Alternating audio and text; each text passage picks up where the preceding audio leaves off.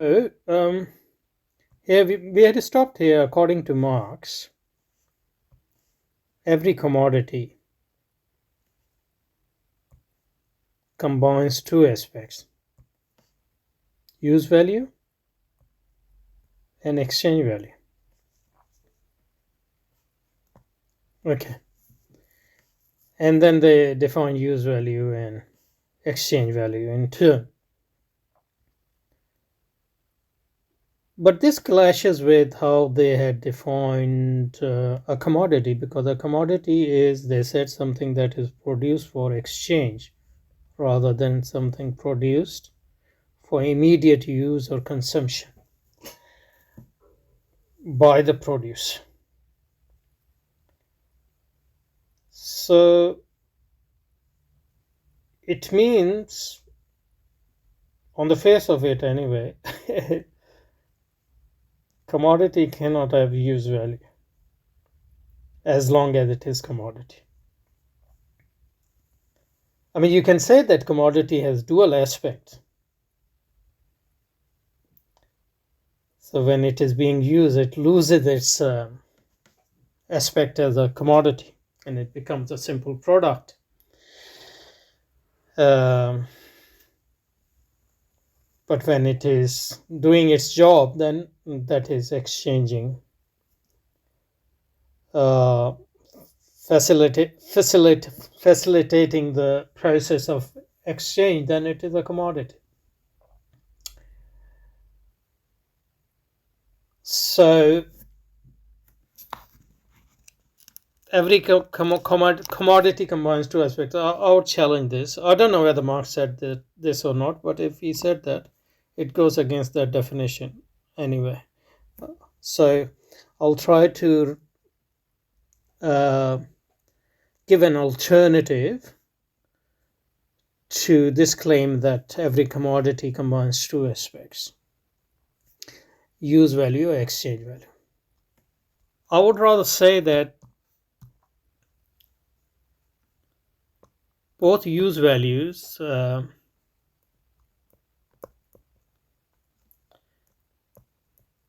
and exchange values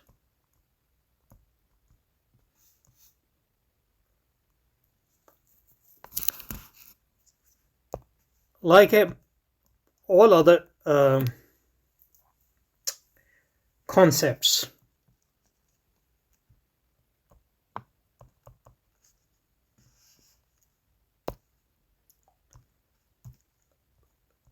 they are non-capitalist concepts in their origin.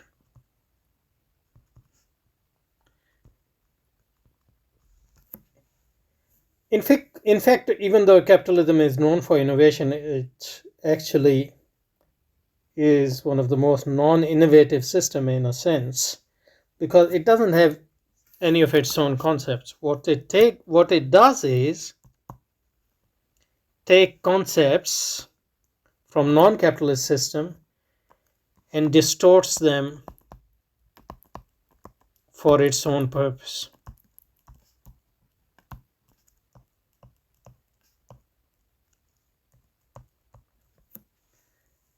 And that's what is called in in our tradition zulm. Uh, Zulm means to put something where it doesn't belong.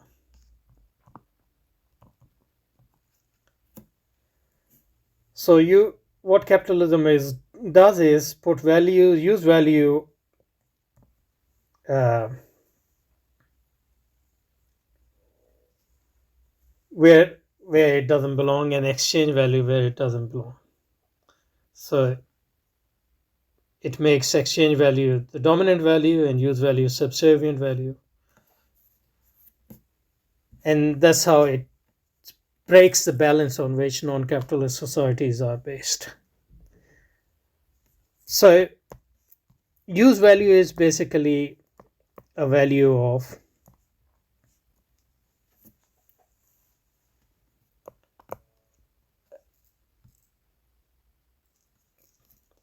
is the power of not commodity, but power of a product or produce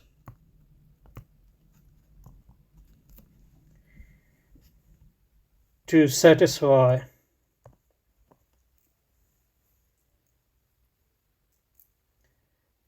uh, human needs, which are, as I said, socially defined because we live in a society. So that's the use value of a thing.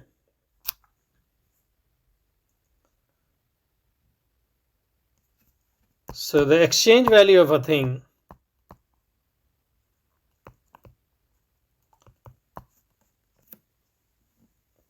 exchange value is again shouldn't be primarily defined with reference to commodity.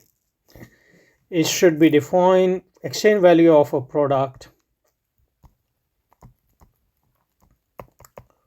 or produce is its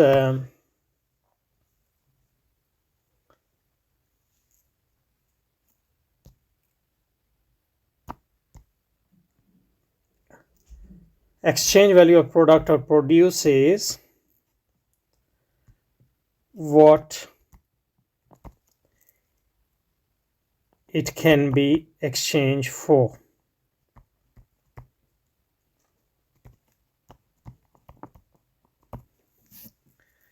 So that's a use value exchange value.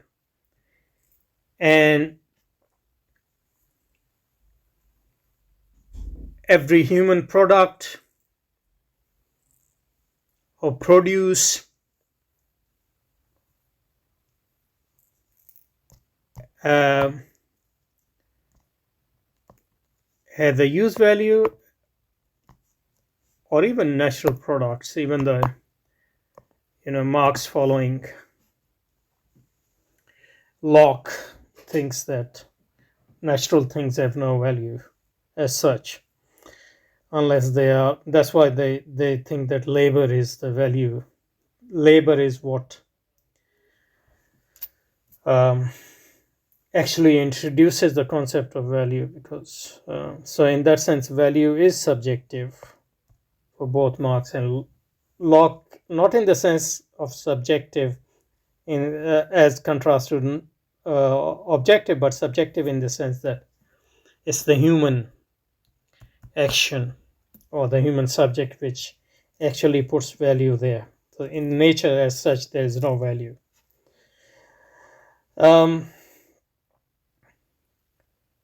Anyway, that was a digression. Use value, where were we? Oh, I forgot. So every product, for example, let's say Apple.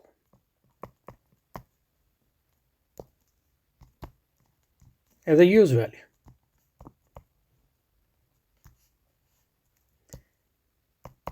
It satisfies my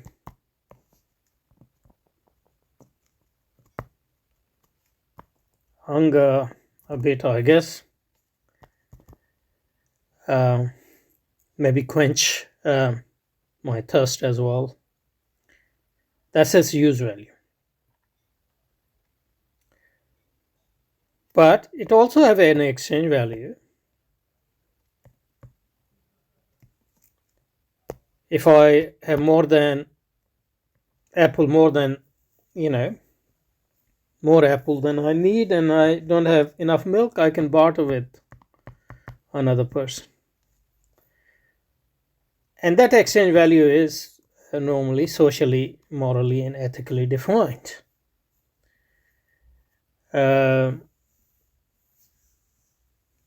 So I can get some milk. So that milk will be the exchange value of that apple I have. So what I'm trying to say is simple products have these two aspects: use value and exchange value.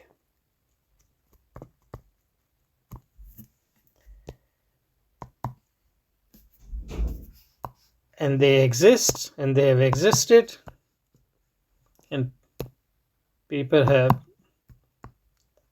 been buying and selling thousands of years before capitalism, and hopefully they will be still be doing that after capitalism is a passé. So it is the products which have use value and exchange value, dual aspect use value. What capitalism is does when you make exchange value dominant and use value subservient, then the same apple or milk is turned into commodity. So commodity is a product whose use value is made subservient to its exchange value, and its exchange value is made dominant. So it's not the commodity which has two aspects, it's the product which has two aspects. And commodity actually doesn't have any independent existence from products. It is the products you change, products which are made into or change into commodity by bringing them into this economic and social system of production and exchange, and ultimately a social system as well, which we call capitalism. That's why we have the term commodification. So commodification is the transformation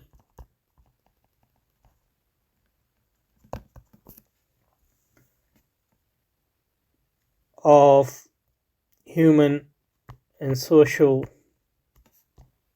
products and produce into commodities. So when capitalism starts, only part of economy is commodified, then the whole economy is commodified, and then social world is commodified, and then human individual world is commodified, etc. Then religion is commodified, then arts, culture, education, everything is commodified. So commodification is this process through which normal human artifacts, which has both use value and exchange value, are transformed into commodities by making their exchange value dominant and making exchange value, or making them subservient to the dictates of, or the needs of, or the requirement of exchange. So this is how. So that's why, if Marx says that, or as these authors are saying that, Marx says that the commodity has two aspects: use value and exchange value. We say no, commodity only have exchange. Commodity that doesn't have any use value as such. It is the product which has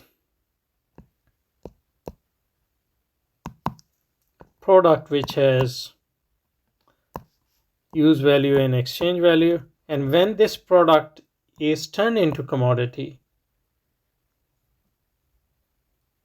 the exchange value of this product becomes dominant, and its use value becomes subservient to that exchange value. Then this product is turned into commodity, and capitalism is a system in which more and more aspects of human, social, and economic world are transformed into commodities. Not just products, but also all other human artifacts human capabilities, human powers, etc. And one of the first is, for example, labor. Labor become commodity itself. Anyway, so let's stop here, and we'll see in the next section if we need to go on and say something more, or maybe this would be enough for now. Okay.